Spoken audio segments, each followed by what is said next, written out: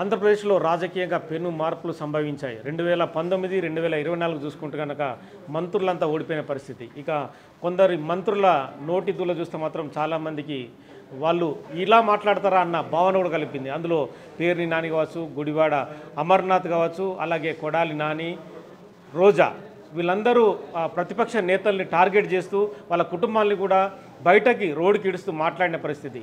2019లో అప్పుడు YCP government వచ్చిన తర్వాత అసెంబ్లీకి చంద్రబాబు వచ్చిన సమయంలో వాళ్ళ ఎమ్మెల్యేలు వచ్చిన సమయంలో చంద్రబాబు కుటుంబాన్ని టార్గెట్ చేస్తూ వాళ్ళు మాట్లాడిన మాటలు మనము అంటే నోటితో కూడా చెప్పాల్సిన ఆ పని కూడా ఇప్పుడు లేదనిపిస్తుంది. ఎందుకంటే ఆ రకమైన బూతులు వాడి ఒక ప్రజాస్వామ్యానికే మాయని మచ్చగా వాళ్ళందరూ మిగిలిపోయారు. అంటే ప్రజలు వీళ్ళ బూతుల్ని అన్నీ గమనించినట్టుగా తెలుస్తుంది. ఎప్పుడైతే వాళ్ళు మాట్లాడే ప్రతి మాటలు ఏవైతే ఉన్నాయో చంద్రబాబు కావచ్చు, చంద్రబాబు కుటుంబాన్ని టార్గెట్ చేయడం, అలాగే లోకేష్కు సంబంధించిన బ్యాక్గ్రౌండ్ కావచ్చు, మిగతా వ్యవహారాలని టార్గెట్ చేయడం, అలాగే మిగతా ఎవరైతే ఉన్నారో మంత్రులు ఉన్నారో వాళ్ళందరినీ కూడా వ్యక్తిగతమైన దూషణలతో ఎప్పటికప్పుడు ఇబ్బంది పెడుతూ అంటే బయటకు చెప్పలేని పదాలని కూడా కొడాలని చాలా సందర్భాల్లో వాడారు. ఆ పదాలు కూడా బయటకి ఎదుటి వ్యక్తులు ఇలా మాట్లాడతారా అన్న కోణంలో కూడా కొడాలని చాలా సందర్భాల్లో మాట్లాడిన పరిస్థితి. అలాగే రోజా కూడా తను ఒక మహిళ అయి ఉన్నారు, కానీ ఎదుటి ప్రతిపక్షంలో ఉన్న మహిళలందరినీ కూడా ఇష్టం వచ్చినట్టు టార్గెట్ చేస్తూ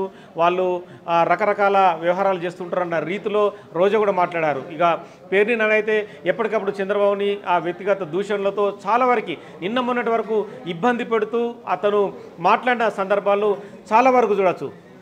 మంత్రిగా ఉన్న గుడివాడ అమర్నాథ్ కూడా ఇదే పరిస్థితి. ఎప్పటికప్పుడు వ్యక్తిగత దూషణలు చేయడం, కుటుంబాలని టార్గెట్ చేయడం, కుటుంబాలకు సంబంధించిన వాళ్ళ చొచ్చుకుపోయి వాళ్ళ వ్యక్తిగత విషయాల్ని కూడా బయట పెట్టే విధంగా ఇష్టం వచ్చినట్టు మాట్లాడడం. సో ఈ మొత్తం వ్యవహారాన్ని ఆంధ్రప్రదేశ్ ప్రజలు స్పష్టంగా గమనించినట్టుగా అర్థమవుతుంది. అంటే కేవలము రాజకీయాలంటే తిట్టుకోవడమేనా, తిట్ల వల్లనే వాళ్ళు పరిపాలన చేస్తున్నారన్న విషయాన్ని ఇక్కడ వాళ్ళు ఎక్కిపెట్టినట్టుగా తెలుస్తుంది. ఈ క్రమంలోనే మంత్రులు ఎవరు కూడా ఇప్పుడు చెప్పిన నలుగురు ఇష్టం వచ్చినట్టు బూతులు తిట్టే మంత్రులు ఎవరు కూడా గెలవలేదు. వాళ్ళందరూ కూడా ఓడిపోయి తలదించుకొని కౌంటింగ్ కేంద్రం నుంచి వెళ్ళిపోయిన పరిస్థితి ఆంధ్రప్రదేశ్లో ప్రస్తుతం కొనసాగుతుంది.